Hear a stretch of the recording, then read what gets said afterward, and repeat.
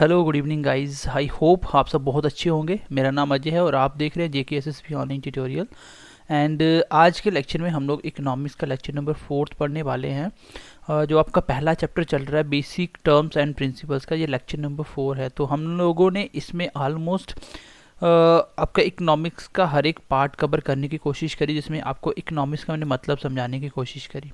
सो आप में एक टर्म आया था पढ़ते पढ़ते आपके लेक्चर में, एक आया था sir economics activity. Economic activity ऐसी कोई भी एक्टिविटी जो आपकी मनी रिलेटेड होती है, उन सबको क्या बोला जाता है? Economic activity.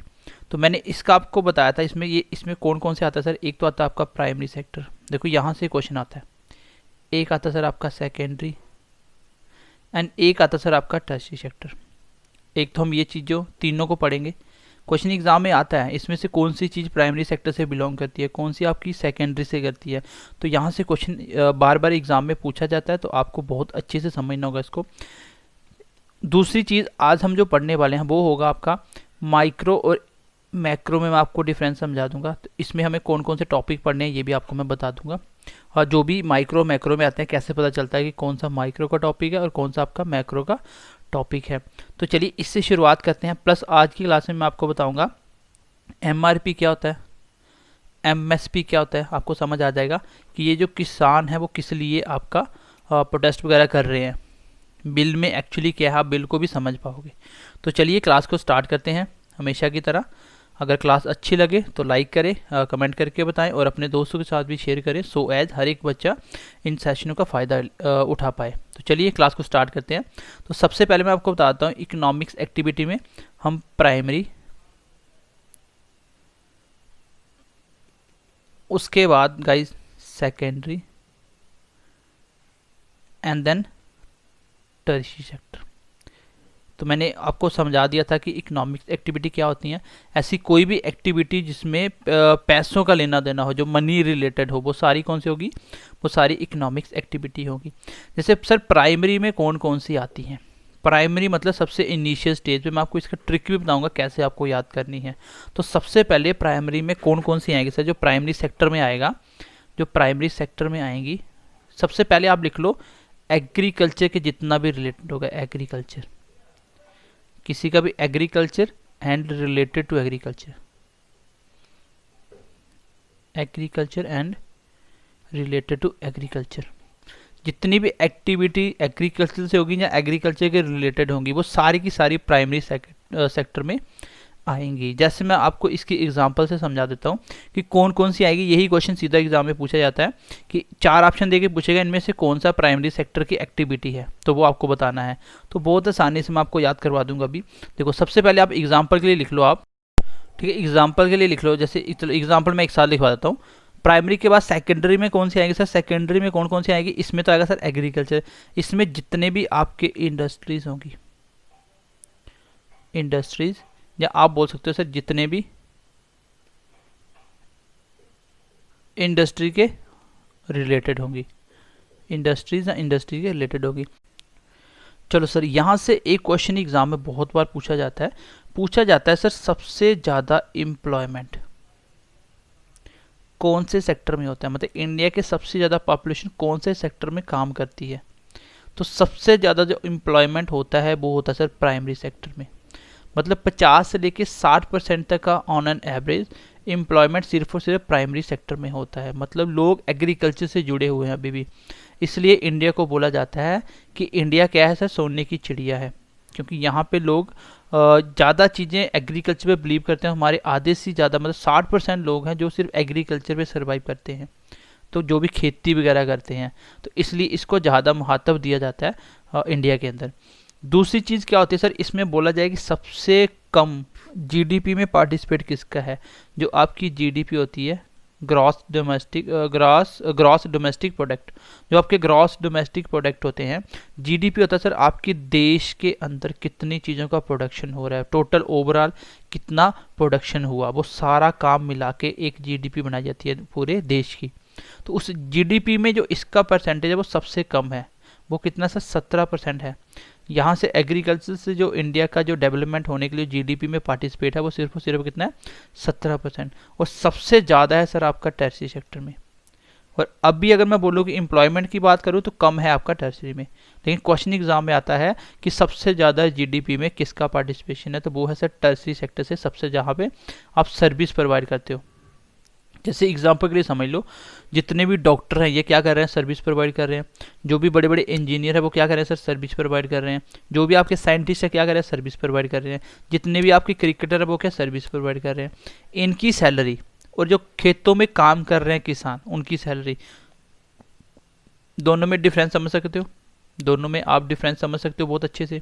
तो किसका ज़्यादा है सर, टर्शियरी सेक्टर में पैसा बहुत ज़्यादा है, इसलिए इसमें इसका जीडीपी में 54 से 55% का पार्टिसिपेट है। मतलब टर्शियरी सेक्टर से जहाँ पे सर्विस प्रोवाइड की जाती है वहाँ पे सबसे ज़्यादा जीडीपी में उनका पार्टिसिपेट है। और सेकेंडरी का है सर, जितना भी इंडस्ट्री वगैरह में होता है, ये 29% के करीब करीब है।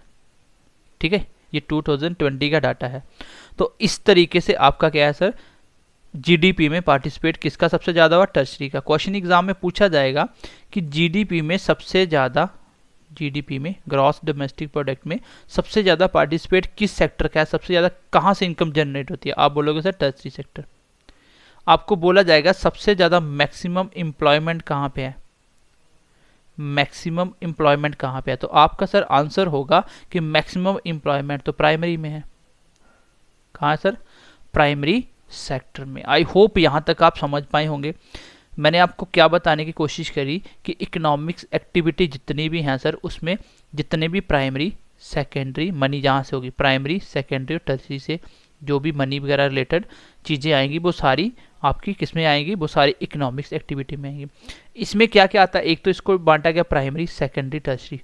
प्राइमरी एक्टिविटी वो सारी एक्टिविटी होंगी जो एग्रीकल्चर से रिलेटेड है या एग्रीकल्चर, तो यह एग्रीकल्चर से रिलेटेड है, वो सारी की सारी प्राइमरी होगी। एग्जाम में क्वेश्चन यहाँ से ऐसे आता है कि which one of the followings belongs to the primary sector, तो 4 ऑप्शन दे देगा। जैसे इसका आप याद कैसे रखोगे, आपको एक छोटा सा कीवर्ड याद रखना है कि एग्रीकल्चर यहाँ भी आएगा, या ऐसे याद रख लो जो भी काम आप खुद अपने हाथों से घर पे करते हो वो सारे के सारे काम किस में आएंगे, प्राइमरी में। जैसे फॉर एग्जांपल आप एग्रीकल्चर करते हो, अब हॉर्टिकल्चर करते हो जब आप वेजिटेबल की खेती करते हो, जैसे आप बोल लो जैसे एपीकल्चर जब आप मधुमक्खियों को पालते हो शहद के लिए, जैसे आप फिशरीज जैसे आप मछली पालन करते हो, और कुछ भी ले लो एग्जाम्पल छोटी छोटी। जैसे आप कॉटन की खेती करते हो, मान लो आपको बोला जाए कॉटन की खेती की जाती है, वो कौन से सेक्टर में आएगा। तो बेसिकली आपको एक छोटा सा वर्ड याद रखना है, जो भी आप अपने हाथों से काम करते हो, इसमें आप खुद जो आप घर पे काम, जैसे आपके पापा वगैरह खेती में काम करते हैं, वो सारे के सारे काम किस में आएंगे, वो प्राइमरी में आएंगे। और भी कुछ एग्जांपल लिख लेते हैं, देखो जैसे यहाँ पे मैं लिखवा देता हूँ चलो यहाँ पे इसको यहाँ पे लिख लेते हैं। जैसे आप मान लो आप एनिमल हस्बेंड्री का काम करते हो, पशु पालते हो। और क्या क्या हो सकता है सर, जैसे एनिमल हस्बेंड्री के बाद आपका आ गया, जैसे आप माइनिंग का काम करते हो, कोई भी चीज़ जब आप ग्राउंड से माइनिंग करते हो, खदानों से कोयला वगैरह निकालते हो, तो वो सारा काम आप खुद पहले हाथों से होता है, ठीक है। उसको फिर बाद में जब प्यूरीफाई करना होता है तब वो आपकी मशीनों का इस्तेमाल होगा। तो ये सारा काम आप जो खुद करते हो, जो आदमी करता है, उन सब में क्या होगा, वो सारा की सारा एग्रीकल्चर प्राइमरी सेक्टर से जुड़ा होगा। जैसे आप क्या करते हो सर, पेट्रोलिंग, जैसे आप बोल सकते हो पेट्रोलियम। तो पेट्रोलियम क्या होता है सर, जब आप कच्चा तेल ज़मीन से निकालते हो, और पेट्रोल क्या होता है जब इसको प्यूरीफाई कर दिया जाता है, दोनों में फ़र्क होता है, ठीक है। तो पेट्रोलियम जब आप कच्चा तेल, क्रूड ऑयल जिसको बोलते हो, क्रूड ऑयल।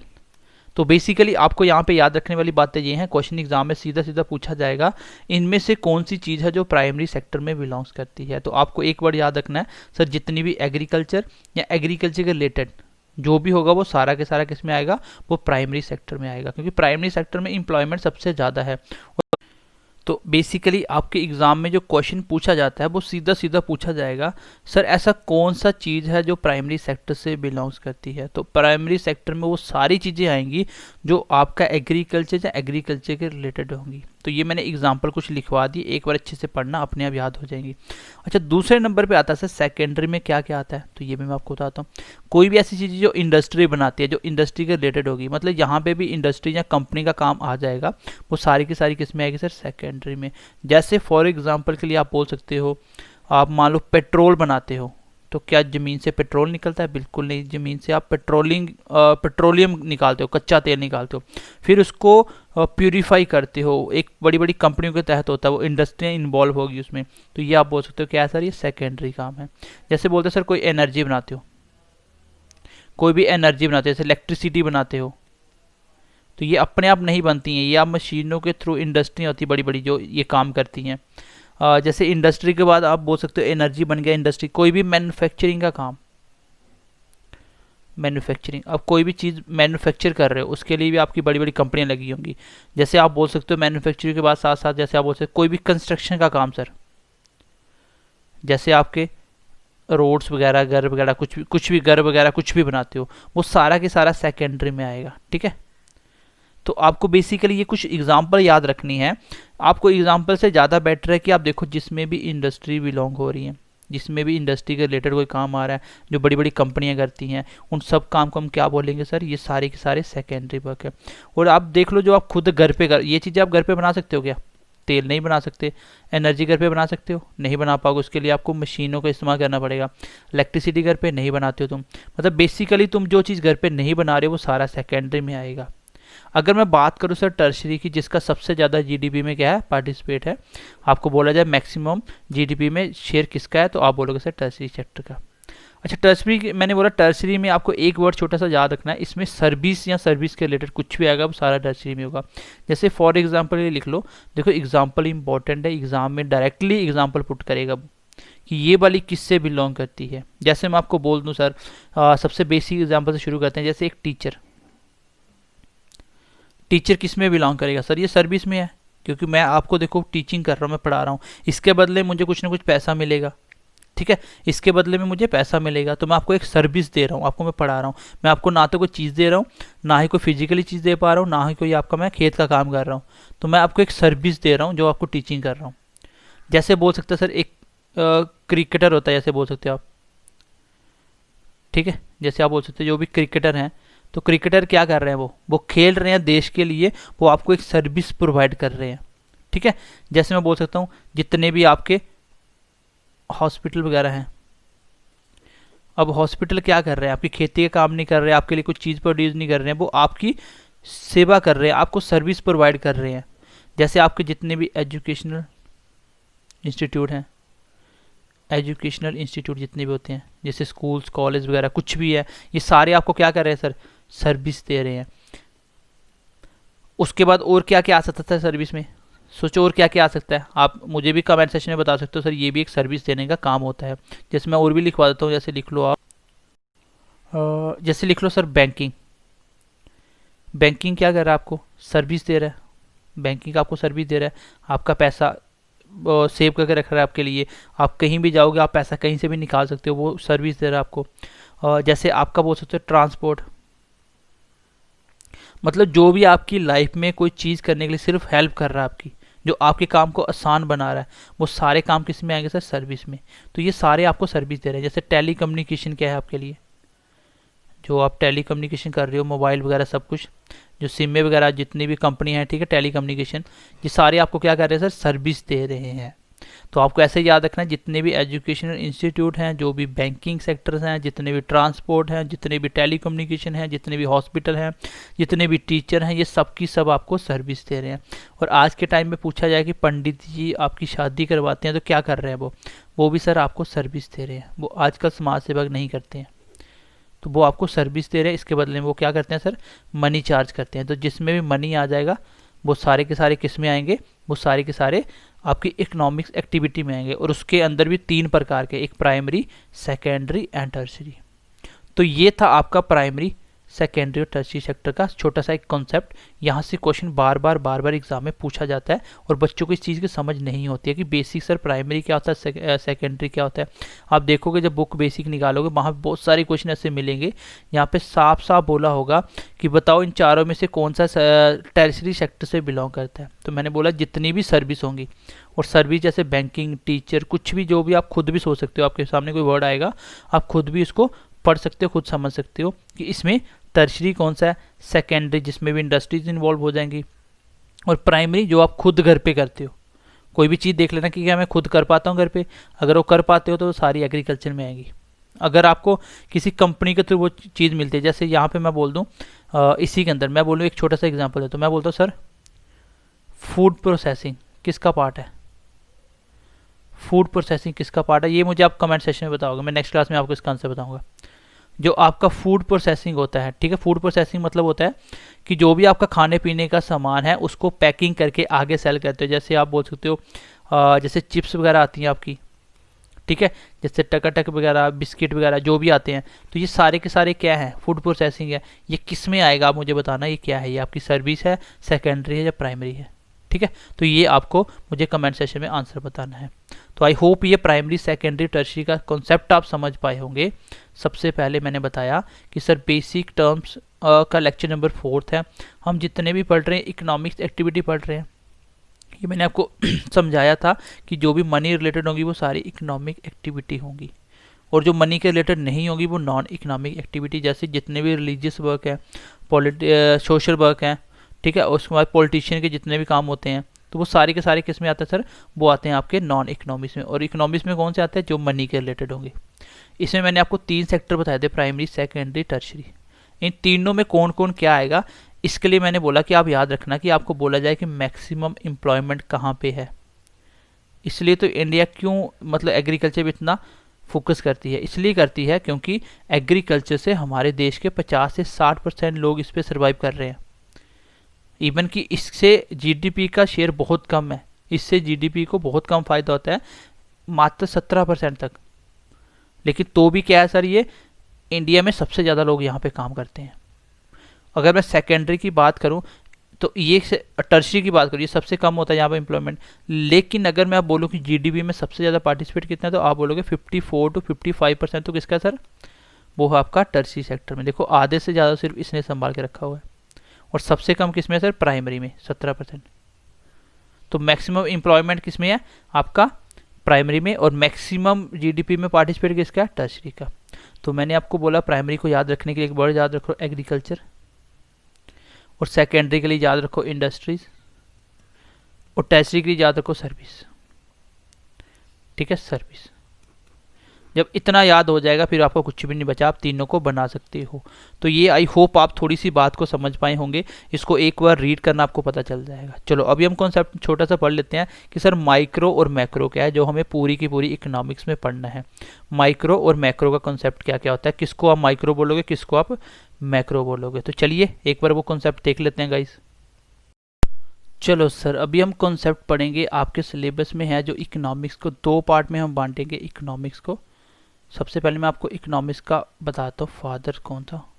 इसका फादर था sir Adam Smith. I think ये मैंने आपको बता भी दिया हुआ है, बता दिया मैंने, एडम स्मिथ इसके बारे में बता दिया था। हाँ अब देखो सर, इसमें इकोनॉमिक्स को 2 पार्ट में बांटा गया, एक माइक्रो एक मैक्रो। इनका मतलब तो मैं अभी समझाने वाला हूँ, लेकिन माइक्रो और मैक्रो के फादर किसको बोला गया, माइक्रो और मैक्रो जो टर्म दी वो किसने दी सर, उसका नाम है सर आपका रैग्नर फ्रिश, रैग्नर फ्रिश ने। तो ये कहाँ के थे ये सर, नॉर्वे के थे। नॉर्वे कंट्री, आपको पता है नॉर्वे हर चीज़ में टॉप करता है, ऑलमोस्ट हर चीज़ में टॉप होता है आपका नॉर्वे का। उसके बाद ये इसके सर फादर हैं, ये थोड़ा सा वर्ड याद रखना, कभी कभी एग्जाम में पूछा जाता है। इसको याद कैसे रखोगे, पहली बात अगर बोला जाए कि इकोनॉमिक्स में फर्स्ट नोबेल प्राइज किसको मिला था, तो वो किसको मिला था सर, वो मिला था आपका रैग्नर फ्रिश को ही मिला था। तो आपको बोला जाए इकोनॉमिक्स में फर्स्ट नोबेल प्राइज किसको मिला था, 1969 में मिला था ये। तो इसको पहला नोबेल प्राइज़ मिला था। तो ऐसे भी आप याद रख सकते हो, क्योंकि ये हिस्ट्री का फैक्चुअल क्वेश्चन भी हो गया, सबसे पहला नोबेल प्राइज़ इकोनॉमिक्स के फील्ड में किसको दिया गया। तो इसके बाद आता है सर, अगर बात चली है तो आप ये भी बता दीजिए थी फर्स्ट इंडियन कौन था जिसको, फर्स्ट इंडियन कौन है जिसको इकोनॉमिक्स में नोबेल प्राइज़ मिला है। तो कौन है वो सर, वो है आपका अमर्त्य सेन, अमर्त्य सेन, जिसको 1998 में इकोनॉमिक्स के फील्ड में पहला नोबेल प्राइज़ मिला। और लास्ट टाइम मिला था 2019 में, किसको मिला था, वो मिला था आई थिंक अभिजीत बैनर्जी को, Abhijit Banerjee. Okay guys, right. चलो अभी हम देख लेते हैं, let's see the concept of micro and macro. Sir what is the meaning of micro and macro. देखो माइक्रो का वर्ड क्या होता है, माइक्रो रिप्रेजेंट होता है, माइक्रो मतलब कम, कोई चीज़ कम होना, तो इसको हम रिप्रेजेंट करते हैं सर स्मॉल। जितनी भी स्मॉल चीज़ें होंगी, स्मॉल का मतलब क्या, अभी आप एग्जांपल से समझ जाओगे। मैक्रो को हम रिप्रेजेंट करते हैं सर लार्ज से।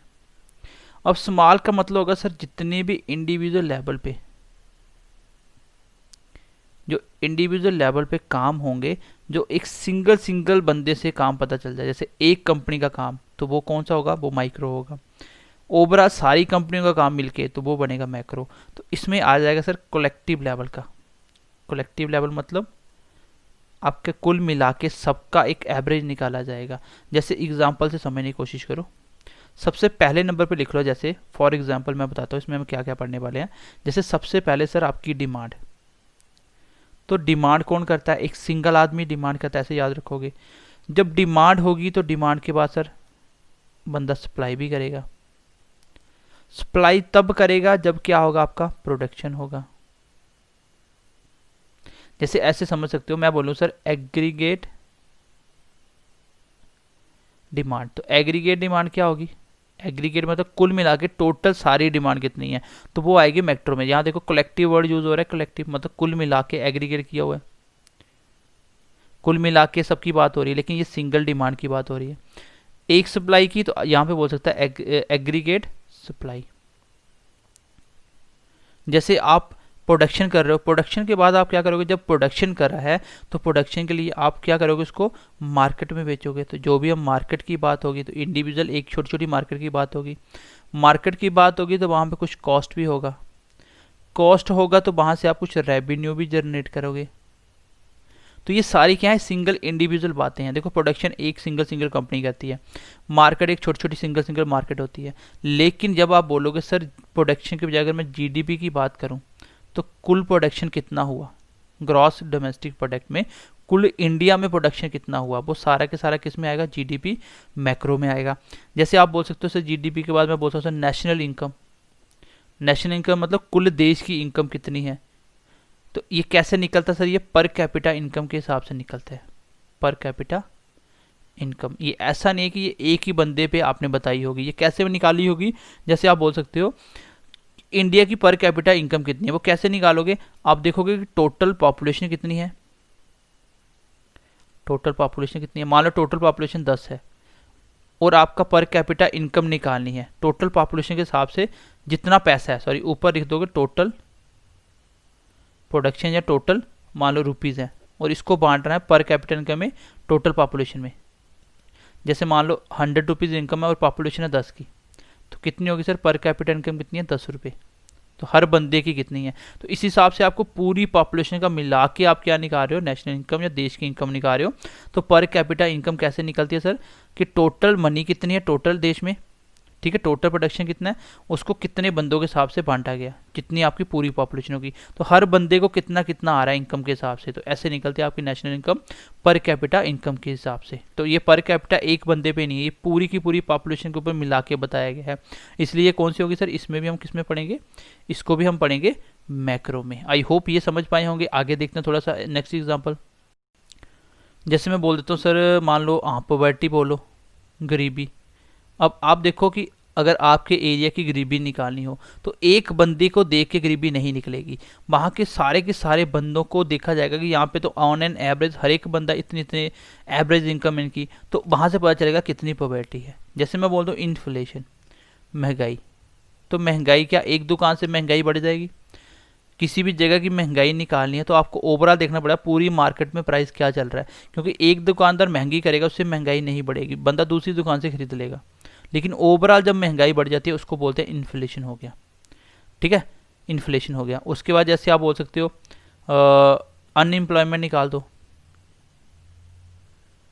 बेरोजगारी। अब बेरोजगारी कैसे निकालोगे? किसी एक बंदे को नौकरी नहीं मिली तो उसका मतलब ये तो नहीं होगा कि अनएम्प्लॉयमेंट आ गया।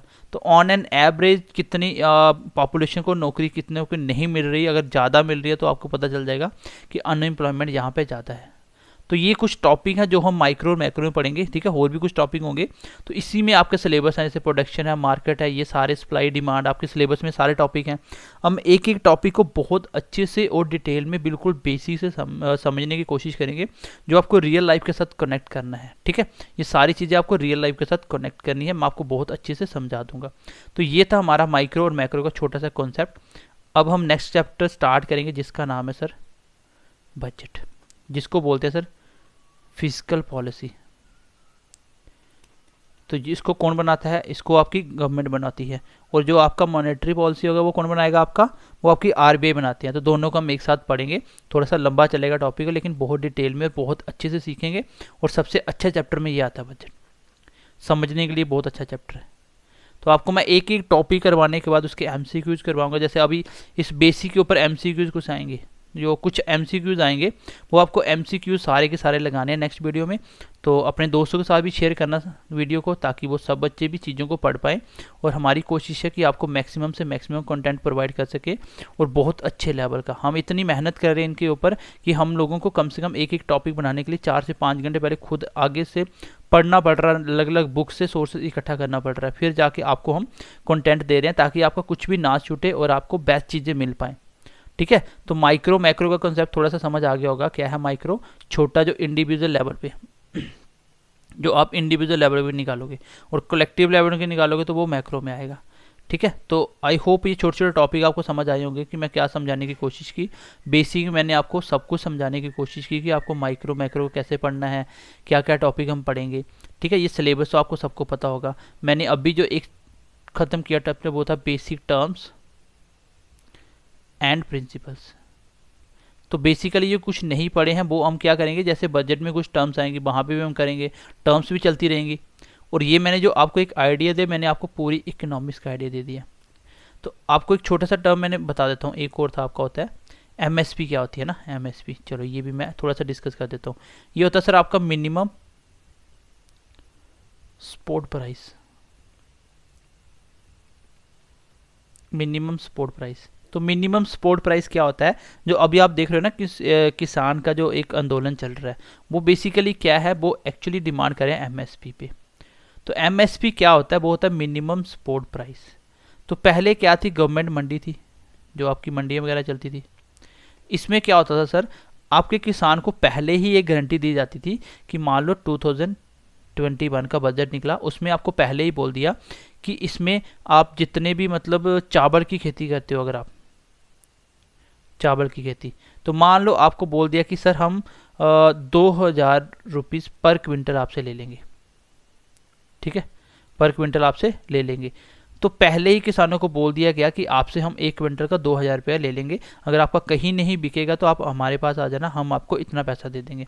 तो किसान इसको ध्यान में रखते हुए फसल उगाता था अपनी, कि भाई चलो मैं इसके हिसाब से फसल को उगाता हूँ, अगर मेरे को इसी हिसाब से पैसा मिलता है तो बड़ा भी कम होगा तो मेरा तो भी प्रॉफिट हो जाएगा।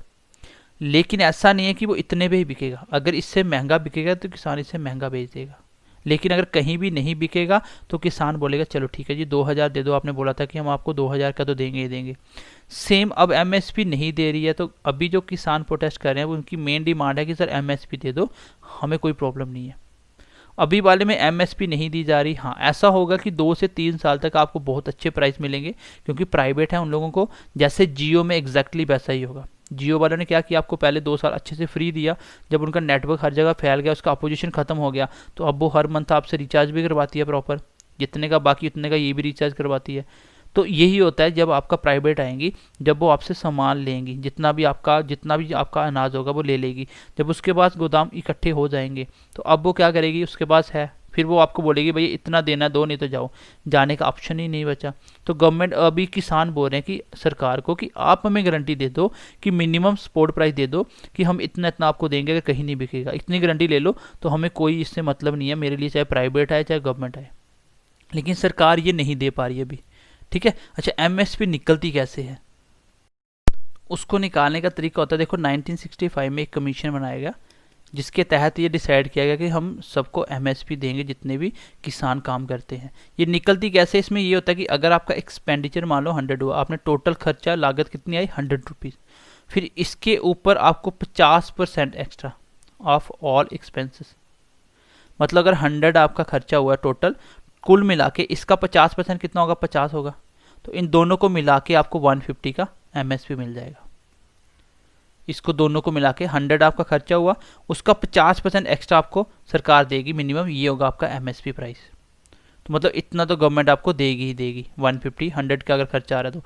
लेकिन जो आपकी स्वामीनाथन रिपोर्ट आई थी उसमें ये था, उसने ये भी डिमांड की थी भाई ठीक है आप इतना खर्चा बोल रहे हो, लेकिन जो किसान घर पे काम करते हैं, उसके बाद उनका अपने घर के अगर 5 मेंबर उसमें इंक्लूड हो रहे हैं, तो उनकी दिन का इनकम भी आप ऐड करो, इन सबको मिला के एक्सपेंडिचर बढ़ाओ।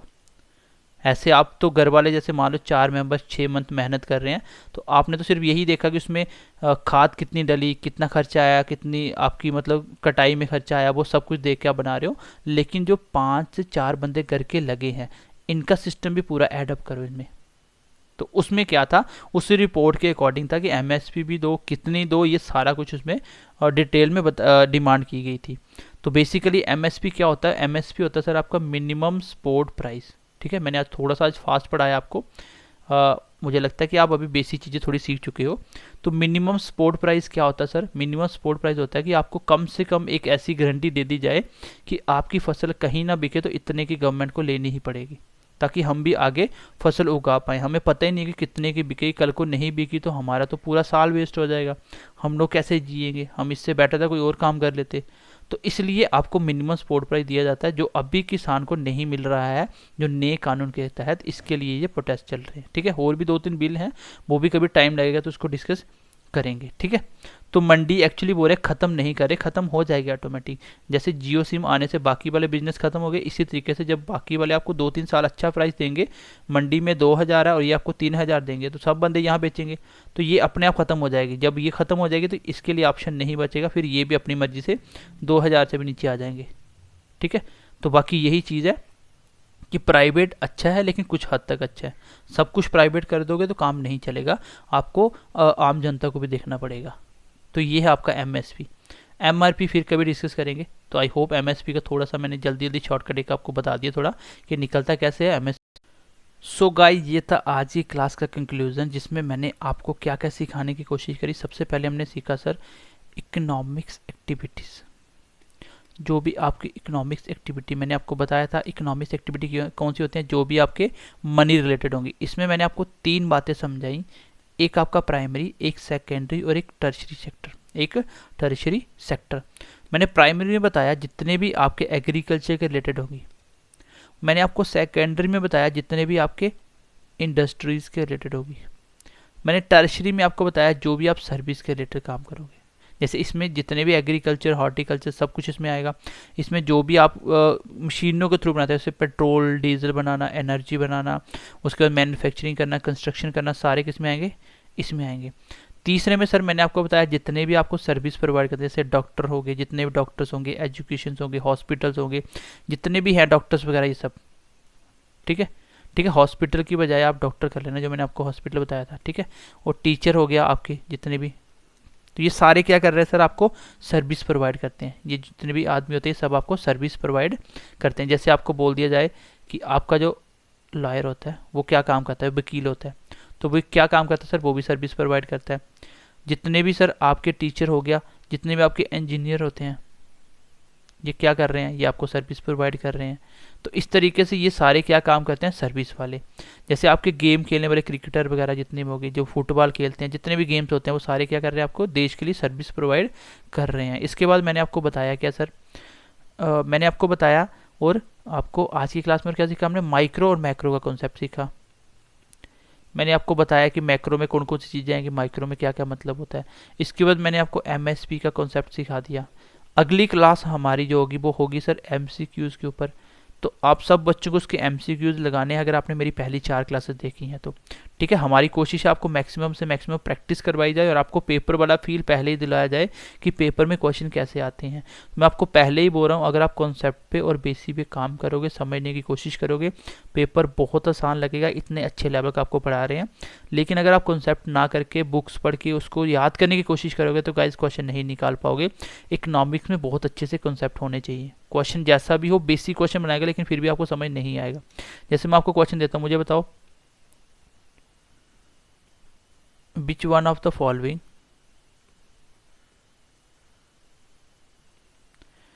Is not a macro economics. इसमें से कौन सी मैक्रो इकोनॉमिक्स नहीं है।